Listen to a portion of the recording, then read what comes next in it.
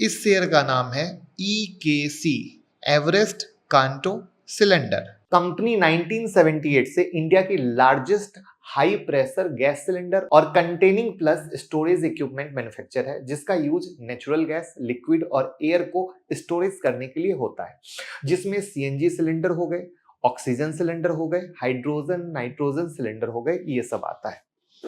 जिसकी मैंने ये PPT भी प्रोडक्ट की लगा दी, क्योंकि बहुत बार प्रोडक्ट समझ में नहीं आते, तो PPT लगा देने से क्या होता है, आपको प्रोडक्ट डायरेक्ट समझ में आते कि ओके ये काम होता है, राइट। तो ये सारे प्रोडक्ट हो गए, आपके सामने हैं, आप वीडियो को रोक कर भी देख लें किस तरीके से क्या बना रहे हैं, तो आपको बहुत फायदा। तो आपने देख ही लिया, फायर इक्विपमेंट भी बना रहे हैं, मेडिकल इक्विपमेंट भी बना रहे हैं, तो ये बहुत सारी चीजें बना रहे हैं, जिसमें यूज हो गया ऑटोमोबाइल में भी हो गया, एरोस्पेस में भी हो गया, डिफेंस में भी हो गया।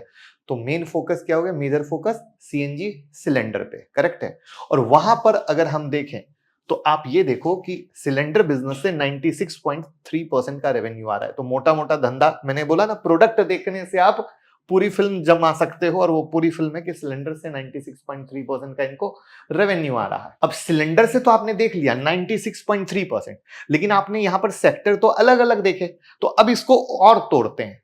और तोड़ने का मतलब है, CNG सिलेंडर से कितना आता है तो 48%, इंडस्ट्रियल सिलेंडर से कितना आता है तो 27%, जंबो सिलेंडर से कितना आता है तो 20%, और नॉर्मल ट्रेडिंग सेल से 5%। CNG सिलेंडर से तो मोटा बिजनेस आ रहा है, बट इंडस्ट्रियल और जंबो में भी इनकी पकड़ बहुत अच्छी है और उसको आगे बढ़ाने की कोशिश में है। तो रेवेन्यू देख लिया, अब आते हैं बहुत इंपॉर्टेंट चीज पर, मार्केट पोजीशन और फ्यूचर आउटलुक।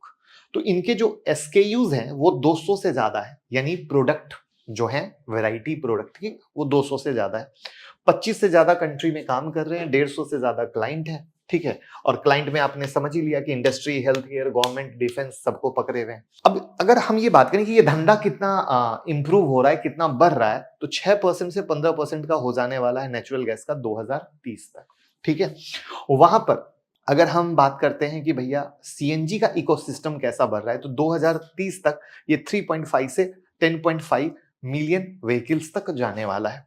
अब ये तो देख लिया कि ये जिस धंधे में काम करने वाले हैं वो कितना ग्रो करने वाला है, लेकिन अब वो ग्रो करेगा तो क्या अपने ये कैपेसिटी को ग्रो करेंगे, तो कैपेसिटी एक्सपेंशन का भी इनका प्लान है 0.9 मिलियन सिलेंडर से 1.8 मिलियन सिलेंडर तक बनाने का, जिसमें 6 लाख सिलेंडर इन इंडिया और 2,40,000 सिलेंडर इन यूरोप की कहानी है। तो अदर फंडामेंटल फैक्टर से पहले सीधा आते हैं रिजल्ट पे, जहां पे अगर आप देखोगे तो दिसंबर 2023 और मार्च 2024, यानी हमने क्वार्टर रिजल्ट लेने की कोशिश की है। तो नेट प्रॉफिट आप देखोगे तो 36 करोड़ दिसंबर 2023 में था, जो घटकर 13 करोड़ मार्च 2024 में हो गया, यानी एक अच्छा खासा खराब रिजल्ट। तो आखिर खराब रिजल्ट का कारण क्या है, तो ऐसा इसलिए है क्योंकि महंगाई, यानी मटेरियल कॉस्ट। तो चूंकि ये सिलेंडर बना रहे हैं तो इनका जो सबसे ज्यादा इंपॉर्टेंट मटेरियल हो गया वो हो गया स्टील या रॉड कॉइल, करेक्ट है। तो स्टील का प्राइस 750 से 2,000 टन तक चला गया।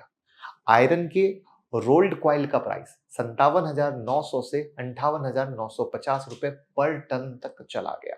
तो जो एक अनदर लेवल की महंगाई आई मटेरियल कॉस्ट में, उसने इसके रिजल्ट को खराब किया है।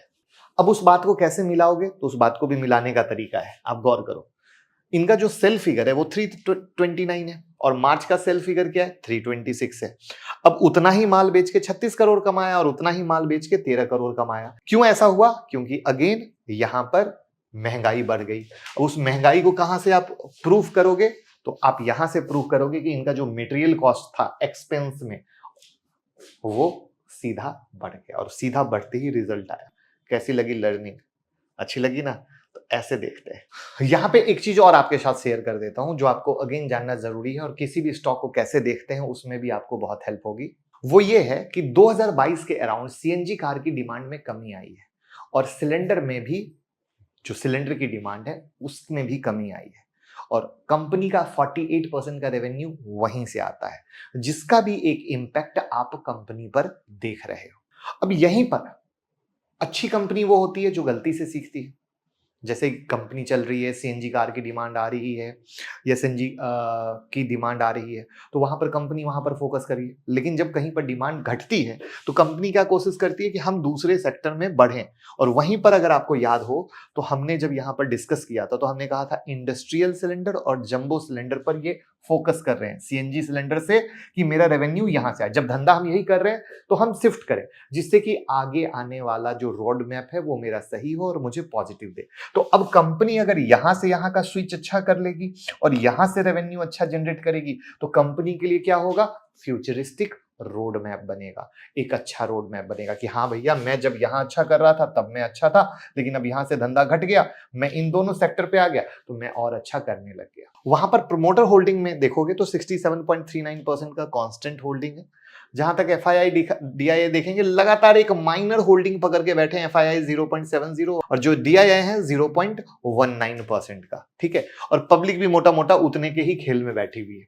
अब यहां पर अगर स्टॉक महंगा है या सस्ता है के नजरिए पे आएंगे तो मोटा मोटा देखेंगे स्टॉक पी 15.8 का और इंडस्ट्री पी 21.8 का है, यानी वैल्यूएशन वाइज कहीं ना कहीं सस्ता है, लेकिन पीजी रेशियो पर स्टॉक महंगा है 1.44 करोड़ का। प्लेज है नहीं, डेट जो है वो 65 करोड़ के आसपास का है।